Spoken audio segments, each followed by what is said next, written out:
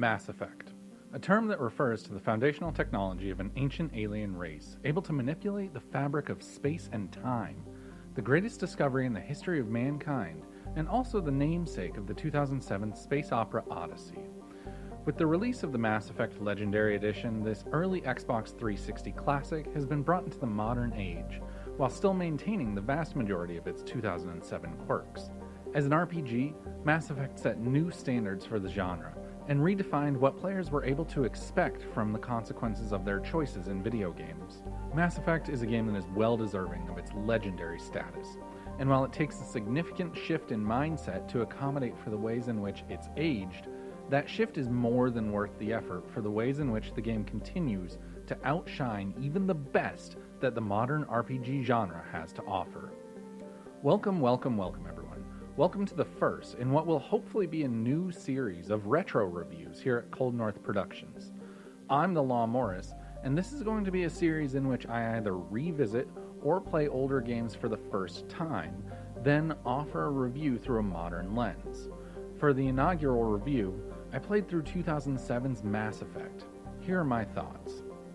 Based off everything I had been told about the game prior to playing, I started my playthrough with the presumption that the game's main draw would be in its storytelling.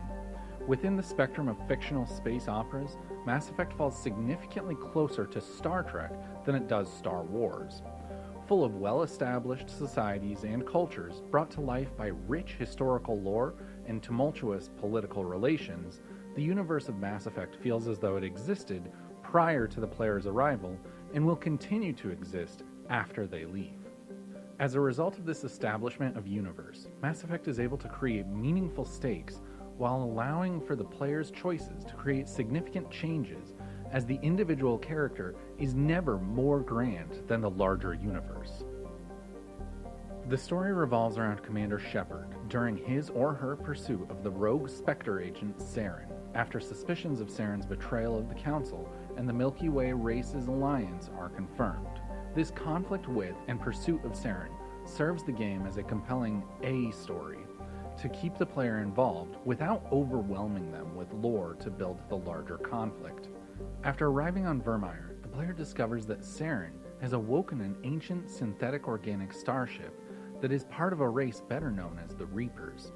In a captivating conversation between Shepard and the Reaper reveals that its name is Sovereign, and it is one of thousands of Reapers, the rest of which have been left adrift in dark space with no means of communication or navigation back to the Milky Way galaxy. Weaving the primary conflict between Shepard and Saren into the larger plot of Sovereign's plan to recall the Reapers and lead a genocidal takeover of all the races of the Milky Way organically escalates the plot from the more contained Shepard versus Saren to the grander Alliance versus Reapers. This escalation functions as an excellent way to raise the stakes and make the first game feel capable of both standing on its own while also serving as the first part of a larger multi-part story. The game opens with Shepard teaming up with a Turian Spectre named Nihilus in pursuit of Saren. Shortly thereafter, Saren murders Nihilus in cold blood, and Shepard's unable to stop it.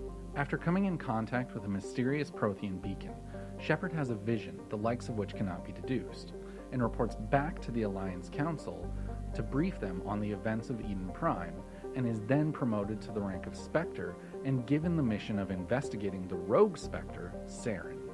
The player is then given the freedom to explore the Milky Way and undertakes story-progressing quests on Pharos, Noveria, and in the Artemis Tau cluster. After these three are completed, the player is sent to Virmire, where they experience three major plot points. Despite how enthralling the events of Virmire were, they are also the game's biggest shortcoming.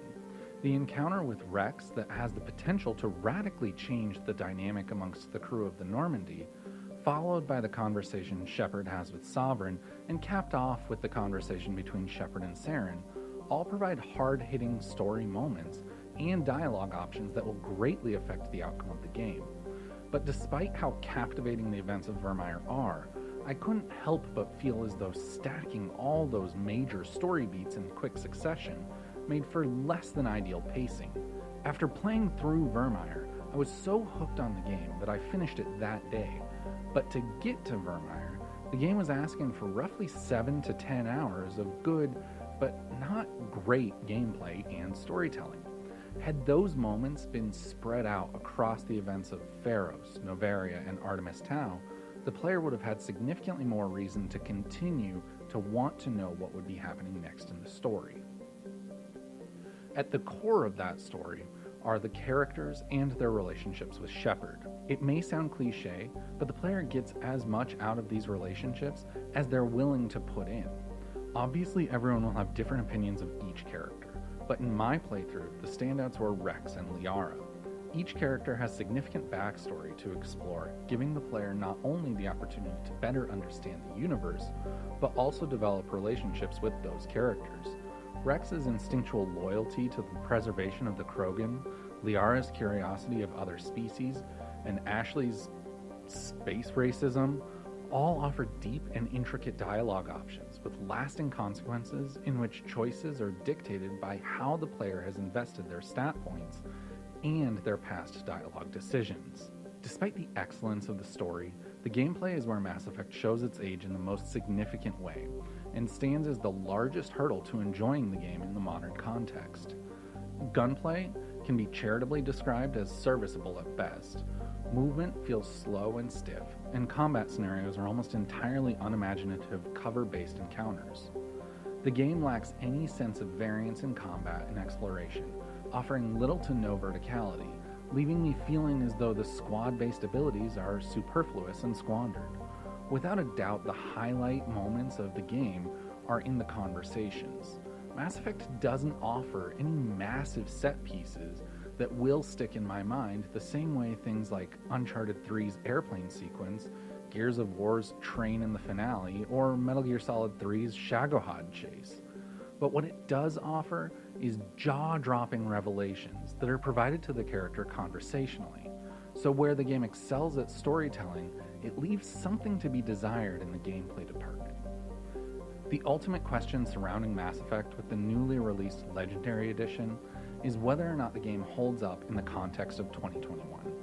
Being someone who didn't play the game until now, I found myself so enthralled in its story and characters that I was scrambling to download the second game within minutes of finishing the first. With a slight shift in mindset and expectations to account for the fact that it is a game that was originally released in 2007 and remains almost entirely unchanged, the majesty of Mass Effect can still be fully appreciated. It's a game that is well deserving of its classic status and should be played and enjoyed by everyone. 9 out of 10.